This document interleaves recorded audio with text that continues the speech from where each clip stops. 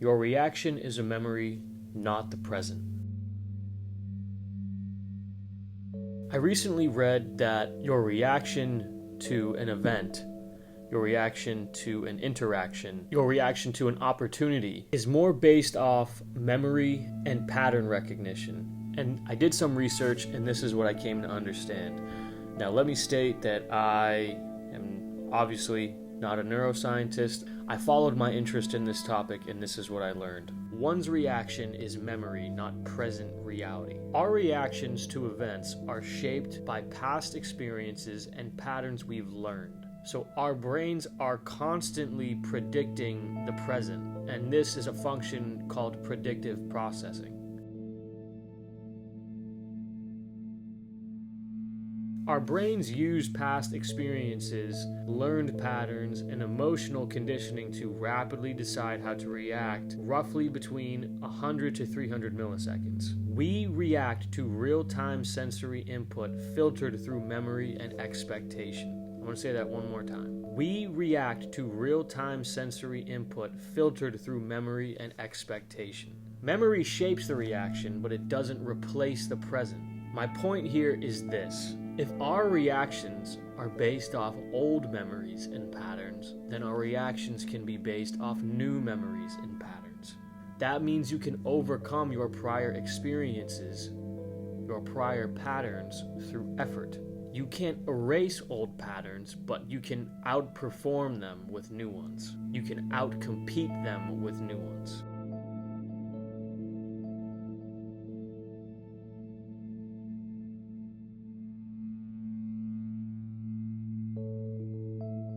So how does one's behavior really change? And the answer is fairly simple. Behavior is changed through repetition, emotional connection, and identity alignment. One changes their behavior by initiating new behavior repeatedly.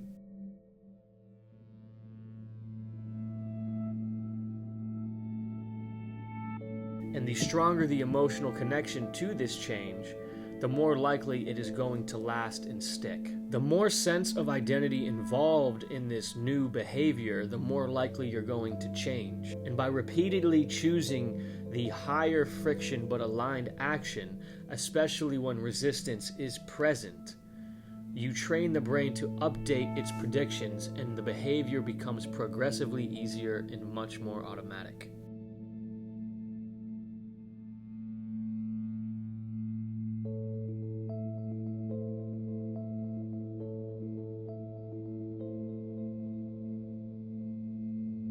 So what equates to a sense of identity? In psychology terms, your sense of identity is the set beliefs your brain translates as, this is who I am, this is how I operate, this is what people like me do.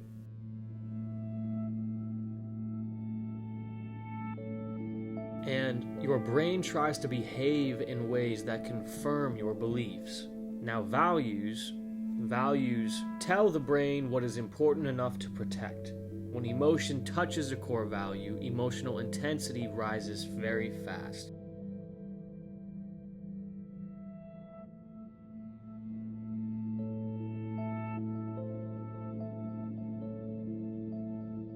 Identity often forms around repeatedly lived values.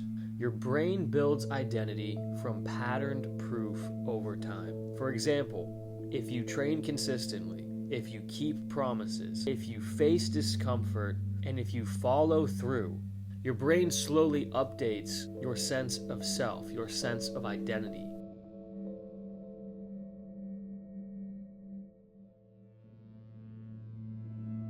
Identity is evidence-based even if unconsciously. So if you're doing things you don't like and you're coming to realize that you don't like them, it's because your subconscious has noticed them as part of your identity. You know something is identity relevant when it triggers thoughts like, this isn't the kind of person I am, this is exactly who I'm becoming, or people like me don't do this.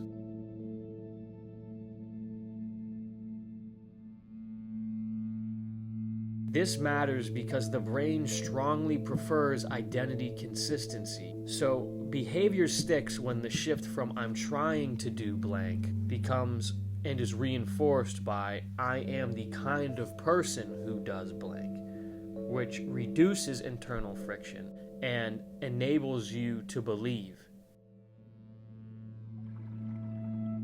especially in yourself, and enables yourself to believe your actions.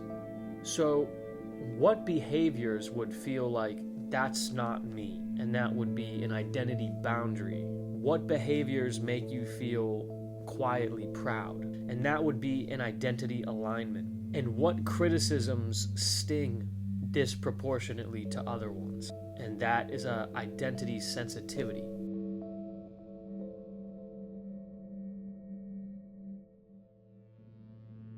And a sense of identity is built from your self-beliefs, your protected values, repeated behavior, and social reinforcement. At least partly. We know humans are social animals. Humans like social interaction. Part of your identity is built off social interaction, how others perceive you. Not that you need to care, but it is. Part of your identity is built by the role you occupy, and if your identity and self are in alignment with this role. What role you play in a group per se. Everybody has had an experience at least once where they're in a group and they may be the punching bag of the group, and nobody likes that. Nobody likes being the punching bag. And it takes your sense of identity and your sense of self-belief and the rise of yourself to say, I don't like this, I want to change this situation. And you speak up for yourself, or you remove yourself from that group, which is a change in behavior. Now, emotion plays a role in this. Now, one thing I kept debating when I was researching this was the role of emotion in your actions and in the changing of one's behavior, and the intuition to know if your emotion a good signal or a bad signal. Higher sense of intuition is a higher sense of pattern recognition.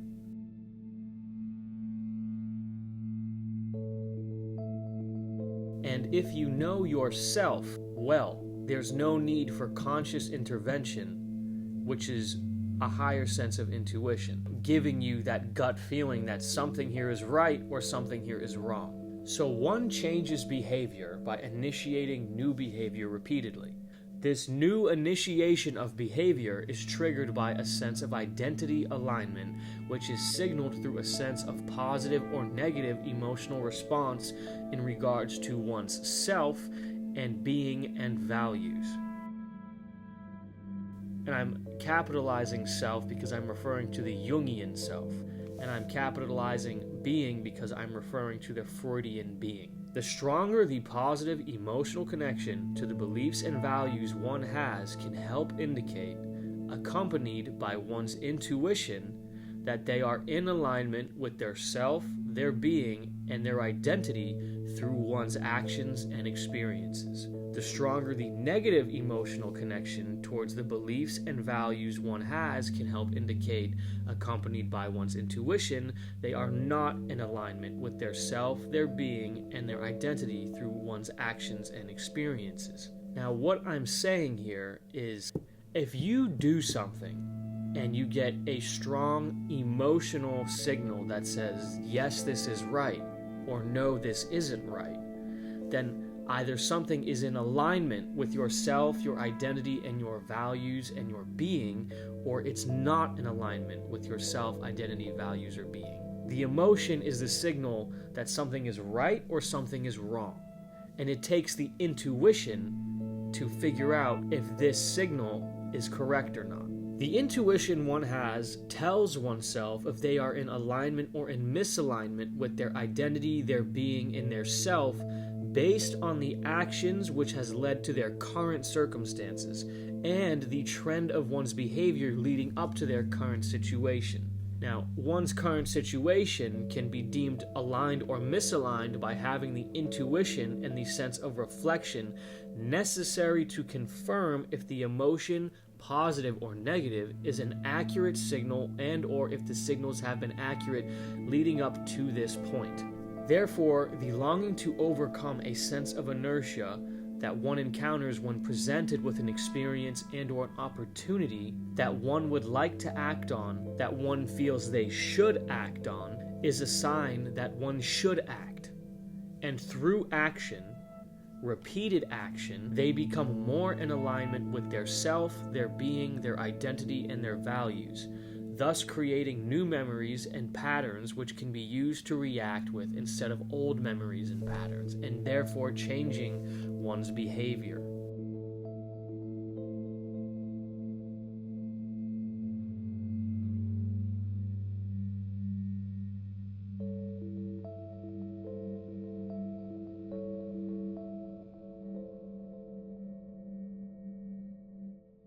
Again, I am no neuroscientist. This is purely based off my own research into a topic I found interesting. So if you want to change, you need to change your behavior. And in order to know you want to change your behavior, you need to acknowledge your emotions.